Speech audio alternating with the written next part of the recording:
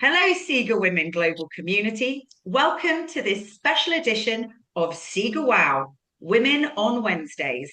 Today is exactly 1 month since International Women's Day 2026, and 1 year ago, we hosted our first SIGA Women Leadership Summit in Dubai, which broke barriers and galvanized women from the region and globally around our mission, which is gender equity on the board of sports organizations worldwide. Today, I'm joined by special guest Priti Srivastava, founder of Dayarani Advisory, member of the SIGA Women Council, who has an esteemed career in sports, brands, and many other things, and is now running her own mentorship program as well. And Emanuel Macedo de Medeiros, co-founder and global CEO of SIGA. So without further delay, welcome to SIGAWoW. And today, in our special edition, we unveil our annual 2026 SIGA Survey on Female Representativeness at the highest executive organs of international sports federations. So to set the scenes, I want to start with you, Emanuel. Why is this piece of research so important to SIGA's sport integrity agenda? Thank you, Katie. I'm delighted to be here with you and Priti and all the esteemed SIGA women community, which is not confined just to women, by the way. Men are an important component and an agent, active agent of change in this space. But this is undoubtedly a critical piece of research. And today, as you said, we unveil the state of the art. It is a survey that has been meticulously developed, attentively done, looking into the current state of affairs of the 30 international sports federations that are members of the ASOIF. And it is far more than a collection of data, I must say. It is a true compass for the future of sports governance, and it's one that captures both the tangible progress achieved and the urgency of what still lies ahead. So it is putting the finger where it hurts. It is showing the reality and also giving you a glance of how things have evolved since we have started to address this priority by showing the data, by showing the reality, by unveiling what the reality is across this landscape of 30 international sports federations. It is therefore unique tool, a unique opportunity for a unique set of reforms that we are working hard to propel, to instigate, and see it happening. So it's a key part of our good governance agenda, Emmanuel, for our universal standards on sport integrity and the good governance one, where the gold standard currently is 30, but the idea is to move it to 50% once organizations are achieving the 30%. Do you remember you mentioned being a male champion? The exact moment you understood you had to become an active advocate for gender equity rather than just sitting on the bystands awaiting it to happen. What was your agency for this cause? In my particular case, rowing against the tide has been the story of my life. And not because I was born in an island, but because I think that when we are confronted with certain realities, which seems immutable, when we face denial, when we face a sort of systemic resilience to change, and when those obstacles affect basic human rights, you need to do something about it. That is your call. That is your responsibility. It happens on your time. You cannot be a bystander. You need to do something about it. Otherwise, you will just wait for some miraculous happening, which never happens. So if you want to change, you have to be the agent of that change. And that was the trigger. That was the trigger. And looking at SIGA, what SIGA could bring to the table, being an independent global multi-stakeholder coalition committed to action and reform, committed to address the problems, tackle the symptoms, and work on solutions, we had to mobilize all this wealth of knowledge, expertise, and leadership to change the landscape, to pierce once and for all the gender glass ceiling. And we did it since 2018, deliberately mobilizing an elite number of female leaders who had made quite an impact in the industry, but converging, mobilizing, centralizing all these efforts towards concrete, real, tangible change. And that is what the service that we have done consecutively since 2018 demonstrate. Thank you, Emanuel. I'll never forget the time when you set me the challenge of leading SIGAWomen and to fuel this global movement for gender equity in sports, particularly around the global mentorship program. And I remember thinking at the time that this was innovative, and we actually set up the mentorship program with two modest football teams of women, just 22, and now we have last year it had over 150 global mentors and are seeking to enlarge the program this year as well. So to give us a bit of context, Emanuel, in terms of previous year's research, what was the overall trend since 2019? Well, no doubt you have made important points there.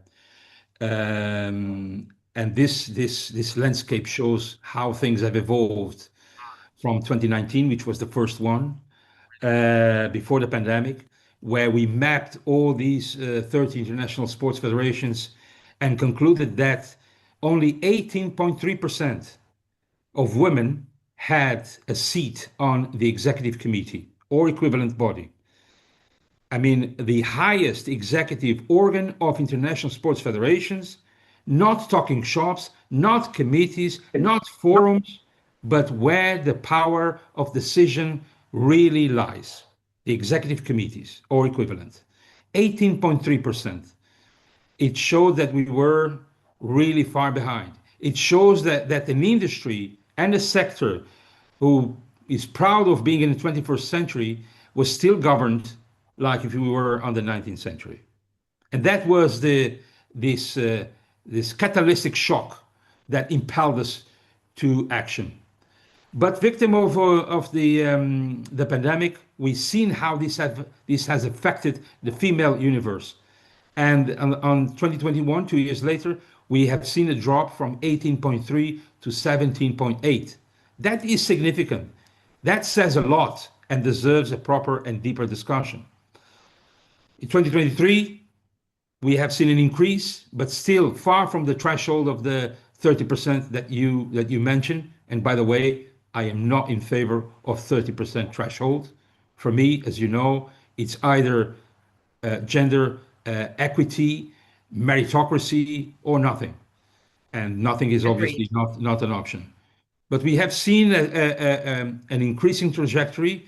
And in 2024, when we announced these figures in New York, on an event hosted by our member MasterCard, the percentage was already 28.8%. Encouraging, yes, but still far from the acceptable. We have seen then in more detail that the landscape was still pretty much male dominated. And I think that the sport and the industry that prides itself cannot talk about good governance without showing what the reality is. And the reality was far from it. Was far from it. And very important international federations were really far behind. And our job was to mobilize all this critical conscience and all this wealth of leadership so that the most progressive sectors could also play their role in encouraging sport to give that jump, to give that leap, and to earn the recognition that they all aspire to. And but still, actions speak louder than words, and this had to be done. This had to be tested, and this had to be proved. Thank you so much for so eloquently taking us through that trajectory over the past few years. And I think obviously the COVID data was very interesting, what happened in and probably not surprising in that scenario. So drum roll, please. Can you summarize the key findings for us for 2026? Over to you, Emanuel. Thank you. Well, I like the drum metaphor. Indeed, we are happy to say that for the first time ever, the data shows that the 30% mark has been exceeded. Our data shows that 32% is now the percentage of women who sit at the golden nail chairs, as I used to call it. They sit at the highest executive organs by their own merit. Yes, it's 32% compared to the 18.3% where we were in 2019 is a giant leap, but it's still not enough. It's still not enough. It's still not enough that we only have three women leading international sports federations. It's not enough. Leadership is not a question of gender. It's a question of capacity. It's a question of leadership. It's a question of merit. And there should be no obstacles whatsoever to the progress of those who are fit for purpose and who deserve equal chances of acceding to those chairs, whether it is for economic reasons, gender, race, geographic background, whatever. Sport is a field of passion, and it is where merit prevails. And it must prevail on the pitch and off the pitch. So our job is not to finger point, it's not to criticize, it's not to name and shame, but it's to name and fame. It's to applaud and to show that there is a path for sport to earn that recognition and to do the right thing. We have a decrease of women on the leadership of international sports federations from 4 to 3 compared to the previous survey. And on the executive front, at CEO level or equivalent, we have still less than 17%. We have 16.67%. So not enough. We need to dig deeper on the reasons behind this. We need also to be optimistic. We need to be optimistic. We need to continue to row. We need to continue to work hard to usher sport into this new culture, because I think this is the future, and I think the progress is achievable. Thanks. I think we've got one more graphic, if we can move to that, just to have a look and talk us through some of these data to finalize. And then I'm going to bring Priti in, who's on our SIGAWomen Council, and would love to get her take on all of this. Yes, thank you. No doubt, as I said, since the previous survey, the broad trajectory has been clearly positive. And I would like to emphasize this, for the very first time, one international federation, World Athletics, has achieved full gender parity at executive level. Let me say it again. For the first time ever, one international federation, World Athletics, has achieved full gender parity at executive level. This is walking the walk, not just talking the talk, but walking the walk. And for this reason, a sincere word of recognition is owed to Lord Sapco and his team for delivering what they had promised, even if it was 4 years before the deadline. I think it's also important to emphasize another critical development.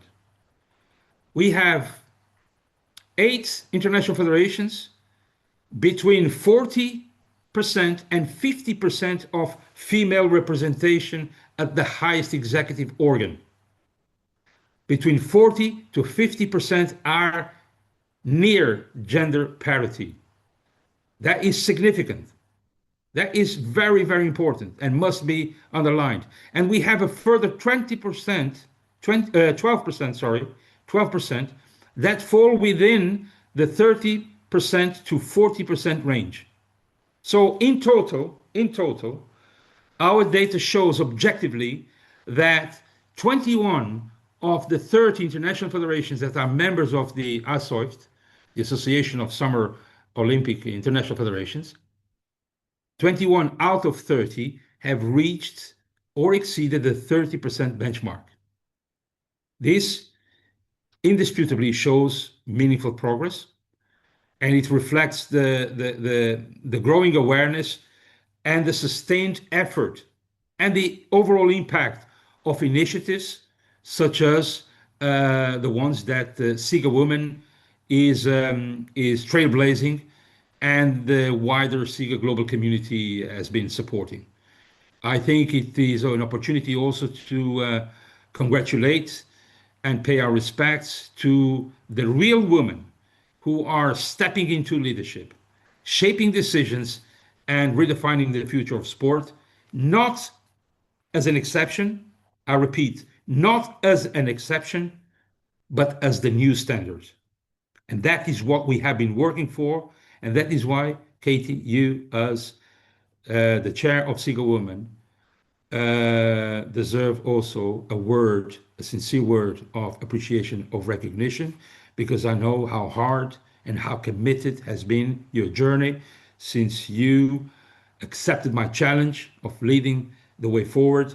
And I would like also to take this opportunity to thank leaders, examples of leadership like Priti and many other women who are at the SIGA Women Council and within its ranks, transforming what was once just an idea whose time had come into the global movement that SIGAWomen is today, and with results like the ones we show today that indeed inspire, motivate us, but also fuel and renew our ambition to do more so that we have a truly democratic, merit-based system in sport.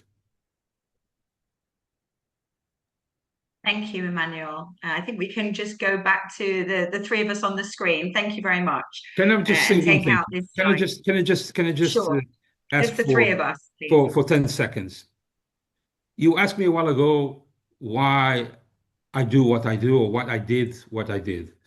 I do what I do and will continue to do so because I am a man, but I am a husband, I am a son, I am a brother, I am a father, and I'm a grandfather of a beautiful baby girl. And I cannot conform with the reality that I'm not in agreement with, that is unfair, that creates artificial obstacles to their merit and their future. And that is why I do what I do, regardless of the consequences. Unfortunately, I have realized that I'm not alone. And together we can do this. We can turn the page. We can show that sport can also be a field where merit, competence, and integrity prevails. That's it from my side. Thank you very much. Can we take this holding slide off as requested, please? So it's just the three of us on the screen. Thank you. Great. Well, thank you.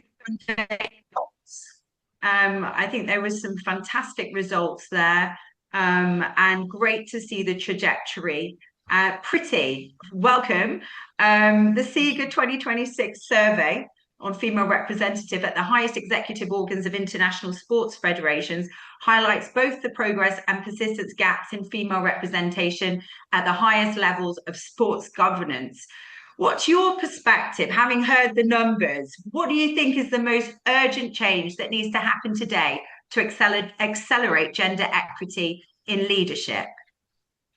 I was in awe when Emanuel was speaking because I've always maintained for gender equality and for women to excel, you need men like him to show the path and, lead along the way. So, sports has been a very, very important part of my life, even as childhood, even in my professional life. And I think what I could see the numbers, some of them uh, were real surprise to me when I saw the number of leadership that 10% has gone up. Because once you have a women leader, then it encourages a lot of women to participate either in the federation or the sports. And I've been very lucky to have recently in the last 3 years work. One is Mrs. Neeta Ambani. She was the chairperson, Reliance Foundation, and IOC member from India. So I've seen what she has done in India and at IOC to get women on board in India, and also the IOA president, PT Usha. So even in a country where these numbers globally, but if you do a survey in India, it's going to be very, very less than this. But there is going to be a shift. And one of the reasons why I'm seeing the shift is because women's sports are doing very well. Whether it's cricket, whether it's football, whether it's basketball, tennis, badminton. And there's a lot of motivation in young girls, which I've observed, seeing that favorite player. Now you don't longer see the posters of, football players in the room. You see a lot of posters of women football players and, other sports women. So there has been a great increase in the fan following, which are leading to these results. And sports women, wherever, if maybe the number has been very small, but they have been very efficient. So, the efficiency Mhm. level, probably all of us are multitasking. And, to get that empathy and multitasking and getting the team together and time management has made the difference.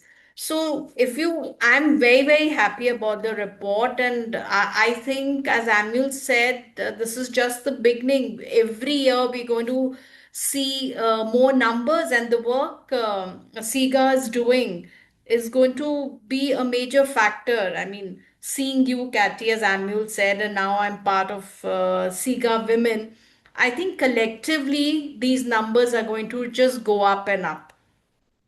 So that I was on know the that. report, yeah.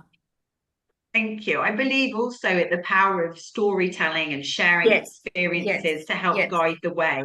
And that's yes. why we're so privileged to have you on our council, Priti, because Thank you of all so your much. vast experience in this regard, but also success stories like the new IOC president, Kirsty Coventry, the first Yes, female ever, also breaking barriers, absolutely. does inspire and makes younger women say, well, I could do that. I can achieve that. And certainly our SIGAWomen Instagram celebrates that with our Share Your Story campaign, involving some of the young women also to shine a light on their career trajectory and what they're doing. So we're focusing on growing that global community as well. Emanuel, from your perspective, how do you think this year's survey reinforces our mission and global advocacy efforts? That's an important question, Katie. I think that in line with what you just said, I think the success is the most powerful motivational factor. And this survey shows that it is possible. It is possible not to remain contained to 30% thresholds. It is possible to break the gender glass ceiling. It is possible to aspire to a complete meritocracy-based system, whether it is in a conservative sector of sport or business or beyond. It is possible. And I think, as Priti was saying, I think these figures show a remarkable work done by the international federations. I think there is an awareness that now is evident and it's shared by the whole cluster that there needs to be human rights, equity, respect. There needs to be equal opportunities, and also fueled by the commercial success of women's sport. It is only natural that more and more women will feel encouraged to give a step forward and grasp the opportunities. Not just grasp, but create the opportunities. And it's remarkable to see that within sport, the sector that is fast growing is undoubtedly women's sport. I mean, the evidences are abundant. So I think it's clear that I think we are in a positive trajectory. And in our next survey will be a demonstration of that. Yeah, certainly, I think that it's going onwards and upwards, and I'm very pleased to inform you that we will have an extra special guest joining us shortly, another council member. It was very early, and the hour change may have tripped us all up, but she will be joining Jennifer Zima from Mastercard. But before she does, I want to go to you, Priti, in terms of, as a founder and advisor, how do you see governance structures evolving to better support diversity and inclusion at the executive level? Oh, thanks, Katie, for asking me, because I've just been an advocacy professional for almost 30 years. And coming to sports, I feel that the governance structures are slowly shifting from a symbolic inclusion to institutional accountability. I think the future is embedded in diversity into the DNA of decision making through independent boards, gender balance committees, and transparent selection process. I think we are breaking away from a very centralized governance to more individual sports, and they having their own selection where gender equality is on the top. Speaking about India, we are seeing early movement, but globally the benchmark is clear that diversity must be designed into governance and not added as an afterthought. And I think the next phase of governance evolution will be data driven inclusion. I'm a data person, and I always feel that data is going to play a very important role even in women's sports and sports as a whole, where organization can track diversity metrics at leadership levels. I mean, we're seeing evidence-based sports. And then we can link them to performance outcomes. What gets measured gets done.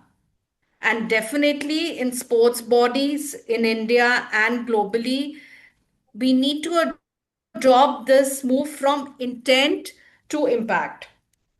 And strong governance will move beyond appointments of building leadership pipelines. Mentorship, the program we are running is so strong at UN Women that mentoring women athletes and executives, professionals will bring inclusion. It will become sustainable when we continuously carry on with this. And it is not periodically corrected in sports. So, a mentor mentee program like we have is going to be a very big role, and there'll be more women coming in governance.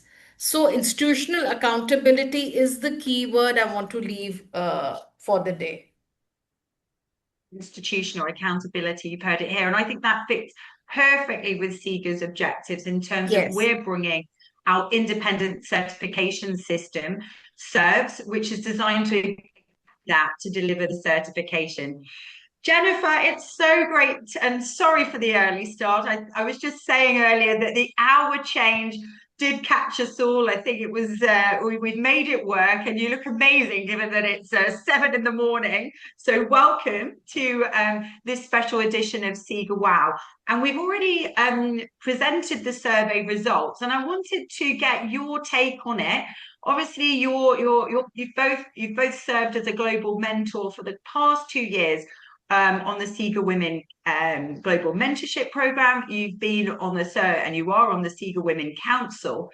But in terms of what's your take on the survey, in terms of from a global sponsorship perspective, having also your role at Mastercard, how can brands and partners actively influence greater female representation in leadership roles, given that Mastercard has supported SIGAWomen since the very beginning with supporting us with mentors, mentees, and hosting us in New York and Dubai?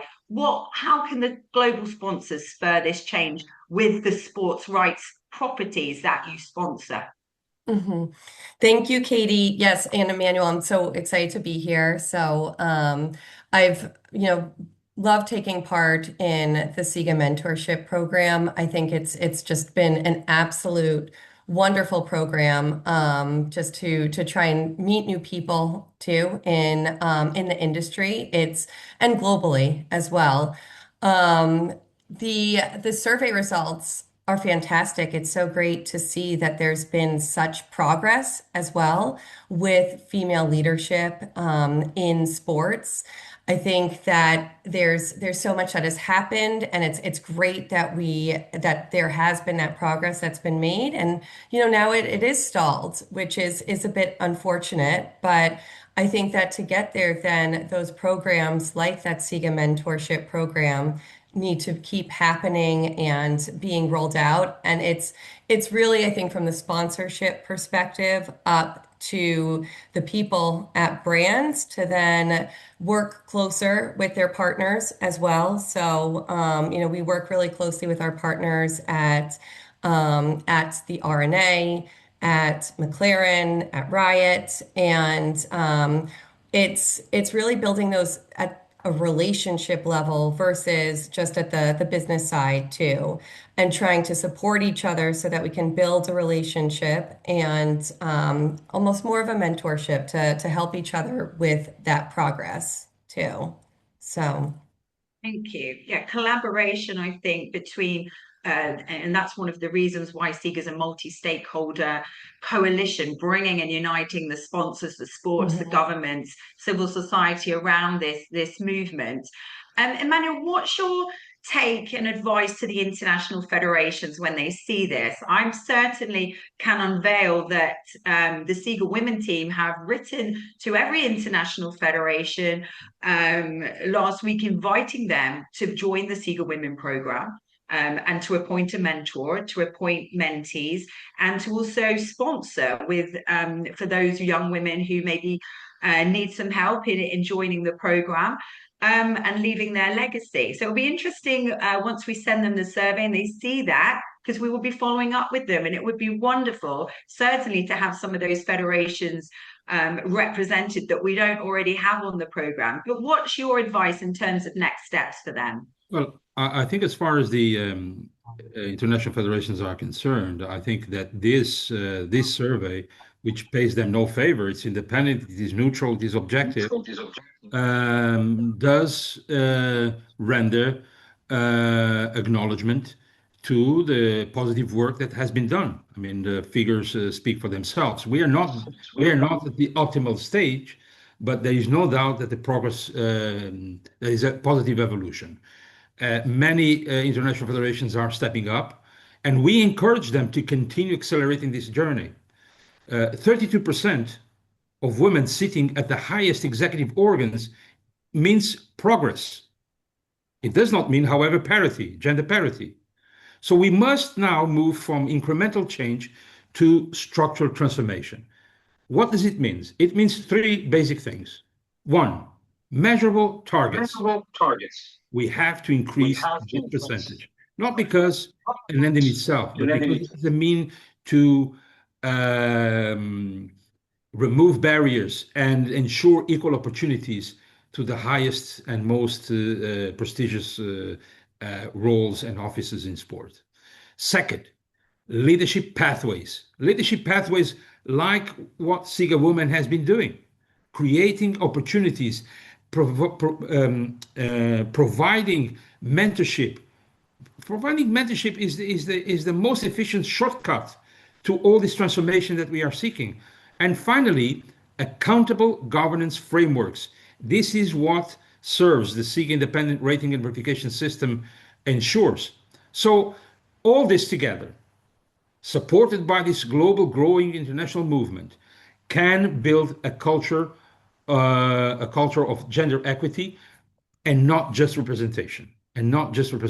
Gender equity is not a social add-on. It is a governance imperative. And that is why, if you allow me one final word, I would like to genuinely render recognition to those who are driving this change forward. First of all, the entire SIGA community, whose unwavering support for this reform agenda has been instrumental since the first day. They have shown that collective action can indeed reshape an entire ecosystem. Secondly, the mentors. We have Priti and Jennifer, and we are thankful for them. And on them, I thank the whole group of mentors, which increases year by year. But the mentors and mentees of SIGAWomen, they have been the engine of this transformation. It is through their commitment, through their generosity, their leadership, the time that they lend, that we are not only advancing careers, but we are building a new culture for sport. So today, if we are at this important inflection point, and if we are celebrating 32%, which by the way, it's not an endpoint, but the signal of what is possible, I think we have to recognize the vital role that SIGAWomen discreetly, committedly, relentlessly has been pursued. And what began back in 2017, 2018 as a bold and at the time disruptive idea has evolved into a global movement for governance, for equity, and for equal opportunities. So coming back to your initial question, yes, we recognize the international federations. They are in a way leading the way, but we encourage them to go forward. And we are committed to accelerate the journey with them. You mentioned quite importantly the signal that the election of the president of the IOC has issued. That is not symbolic, that is real.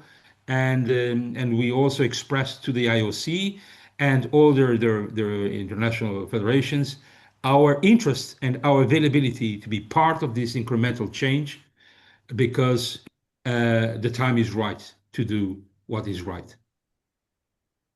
Thank you, Emanuel. Thank you for being, on a personal level, an inspiration for me to move this forward back in 2018. Can't believe I'm still here doing it. It only actually represents 20% of my work at SIGA, but it has become a passion. And it's great to have younger women as part of SIGAWomen, that we are creating the opportunities for their careers, both as mentees, but also the young women. And shout out to my SIGAWomen team who are supporting behind the scenes. I want to go back to the mentorship program, because this is one of the key drivers of change that we are promoting at SIGAWomen. And Priti, in your experience, what role does leadership mindset play in either enabling or blocking progress? I think mindset, whether it's in sports or any industry, is very important. And leadership in women's sports is something we should be focusing. And this report gives me a very, like a catalyst, motivation that we are on the right track. And, we just need to give the little extra push through our, mentorship program and other mentoring. Because I always feel that the true inclusion happens when leaders move from granting permissions, from creating partnership. We are in an era where we all need to be inclusive and have partnership. Jennifer's here, what sponsors can do, what federation, public-private partnership between the government and the private sector is very important for India and Asia. And one thing I want to say, which is also related to questions earlier, that it's not about allowing women into the room. It's about valuing their voice and shaping decisions. I've been part of a lot of sports federation as a mentor, even in the government. So just by, inviting women, the number is not important, their voice has to be heard and what they say has to be implemented. We need to shape decisions. I think we need to move that mindsets. And leadership mindset is the biggest accelerator and also a barrier today. It's both. depending on the situation. Progressive leaders actively open doors, they share power and question biases. So, a leader, men or women in sports, is very important, but there are people who resist change. They feel that, okay, gender equality is important, women needs to be there but not at the top. And it's the same problem in corporates, not only in sports. You reach a particular level and then you get stuck. Representation in the boardrooms or in the management is very less. And the same thought process is reflecting in sports. So, what I feel is, the leadership is of two kinds. One is that, you are at the top in the board, or a CEO or a president, or heading a federation. But also, at the bottom level, maybe a coach, maybe a mentor, maybe a physio, all that should be filled up by women. So it is leadership in various stages. I think that's is what we need. The normal in sports on leadership should be redefined by SIGA, and I think SIGA women are going to do that. We're going to have leaders at all stage of the game, and in administration. Fantastic. You said so many great nuggets of wisdom, Priti. I'm sure our team are writing them all down, but I couldn't Sure. agree more with you. Jennifer, I'm going to be the last question, I think, for this session, and then we'll close out. But as a SIGA Women mentor, what are the most common barriers you see women facing when aiming for leadership positions in sport? But also that you see, having worked for several years, with MasterCard, what do you see are the barriers in the industry, and how can we dismantle them? I, you know, I think it's really that imposter syndrome too. So I think it's the even, now I'm getting nervous speaking for some reason. I have no idea, absolutely no idea why. I've been working in this industry for forever. I think it is very male dominated. And I think it's that barrier is really trying to encourage the confidence in women, that they can have a seat at the table whenever they show up. And as a mentor, I've seen this. I mean, and I'm still growing in it. I still, even struggle sometimes with it, but it is that you clearly deserve a seat at the table. You've earned your place here, and trying to really overcome that imposter syndrome that I think is much, much more prevalent for women versus men, in every industry, but particularly in this one that is very heavily male dominated. So I think that because of that, it is so incredibly important that we continue to build confidence in young women that are entering this particular profession, that they can do this, and that they deserve to be here, and that if they have a passion for it, then build that, and you can do it. So. Thank you for Manuel's clapping and we were all nodding. And thank you for acknowledging not just that you were nervous now, just speaking, probably because it's only Just 10 so past silly. 7 in the morning. We talk all the No, time, but so. no, but also I think just sharing that, I think, gives us all a comfort, and it's a reality and a realism. To be honest, Emmanuel, when he first heard me publicly speak, I nearly had a nervous breakdown. Do you remember, Emmanuel? I locked myself in my hotel room. I wouldn't go for dinner because I had to get everything perfect. And obviously, real life isn't like that. It actually showing that human side. Actually, one, I think it's an amazing leadership quality because it means that you're relatable. But two, it's gaining that empathy. And women are, one of our characteristic traits for leadership is having empathy. So I think that the way you describe that, and certainly I know that myself, I recognize myself in what you said. And certainly I believe that a lot of the mentees on the program and mentors, we all have those days when we think, why am I here? Should I be here? And I think that's just from the systemic change and the systemic system where you are used to being maybe one of the only or one of the few women in the room. And when you are going to speak up, you better make it count.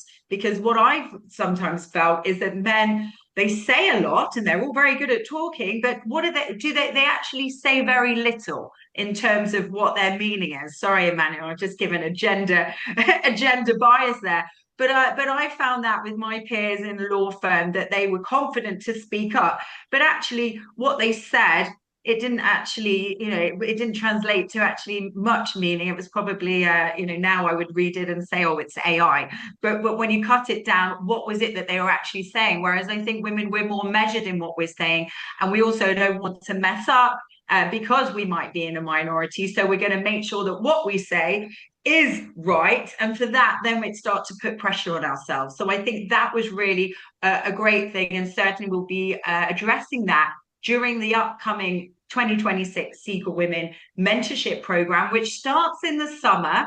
And I'd just like to thank all of our speakers, to Priti, to Jen for getting up at a ridiculous time and for joining us, and for Emanuel, our CEO, for continuing to push this movement. But also, I just want to obviously do a shameless plug here, and we're going to put this a message on the screen up now, which is to promote the SIGAWomen Global Mentorship Program. Applications are open. It's the final slide, actually, if you can move to that one. If not, put us all back, no problem. Yeah, so we'll join our global community, and we've got two things. One, the mentorship program. Are you 18 or over? Do you need that confidence, or do you see yourself as a leader and you don't know where to start? Join the SIGAWomen Global Mentorship Program for 2026. There are lots of like-minded women who are your peers around your own age, but also global leaders from over 50 countries are joining. And it's a great place to network, forge lifelong relationships, and really kickstart your career in the sports industry. So apply now, and the link will be in our bio for SIGAWomen Instagram.